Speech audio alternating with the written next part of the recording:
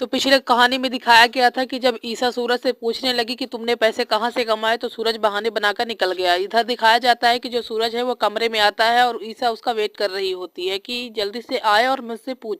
लेकिन जब सूरज अंदर आता है और ईसा पूछने लगती है तो सूरज मुंह फेर के जाने लगता है, लेकिन वह नहीं बोलता है। तो फिर वह गुस्सा हो जाती है और चिल्लाने लगती है। तब वह बोलता है कि आप रुक जाइए, मैं आपको कुछ महीने में बता दूंगा। तो वह बोलती है कि जब भी कुछ सवाल पूछो तो तुम बोलते हो कुछ महीने कुछ महीने और कुछ महीने। यह कहने के बाद सूरज बोलता है कि मैं आपको अभी नहीं बताऊंगा। और फिर वह शर्ट निकालने लगता है। तभी वह उसका शर्ट लेकर के खुद पहन लेती है और फिर दूसरा निकालता है तो वह दूसरा भी खुद पहन लेती है। तो वह बोलता है कि आप मुझे परेशान मत करिए, मैं आपको बता दूंगा। इतना कहने पर ईसा उतारने लगती है शर्ट, तो एक उतार देती है, जो दूसरा उतारने लगती है तो उसका पल्लू गिर जाता है। देखने के बाद सूरज बोलता है कि आप ये क्या कर रही हैं? तो ईसा बोलती है कि मैं गलती से हुआ है, मैंने जानबूझ के नहीं किया। इधर दिखाया जाता है कि जो सूरज का भाई था और भाभी, वह ईसा के भाई भाभी को ब्लैकमेल कर रहे थे पैसों के लिए। तो उन्होंने उससे गुस्सा होकर के कागज फेंक के निकल गए थे वो लोग।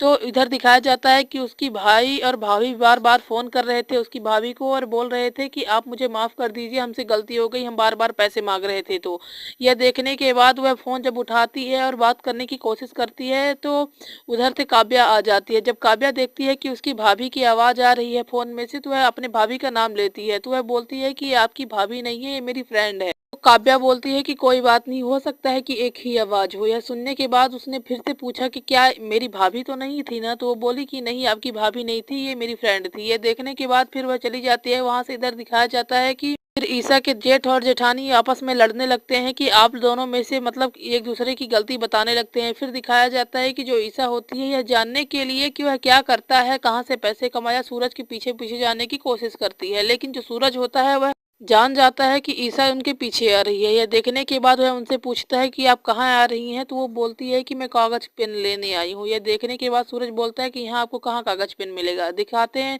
नेक्स्ट वीडियो बहुत इंटरेस्टिंग होने वाला है। So see you soon and subscribe, bye.